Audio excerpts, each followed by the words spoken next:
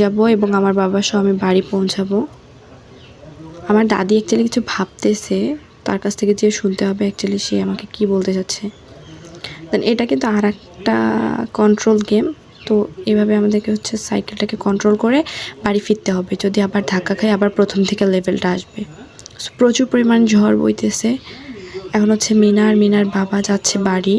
প্রচুর পরিমাণে ঝড় হচ্ছে, এখানে সে খুবই ভয় পাচ্ছে। তো এখন হচ্ছে অনেক রাতও হয়ে গেছে, কিছু দেখাও যাচ্ছে না ঠিকঠাক মতো। আই থিঙ্ক আমি পড়ে না যাই, তো আমি খুব সাবধানে চালাচ্ছি। সো আমরা মনে হয় কাছাকাছি পৌঁছে গেছি। একটু মনোযোগ গড়বড় করা যাবে না, গড়বড় করলেই পুরো নষ্ট হয়ে যাবে। অনেক জোরে বাতাস বইছে, খুব সাবধানে যেতে হবে। তো আমার মনে হচ্ছে আমরা খুব কাছাকাছি চলে এসেছি। এখন মনে হচ্ছে রাস্তাটা অনেক দূর।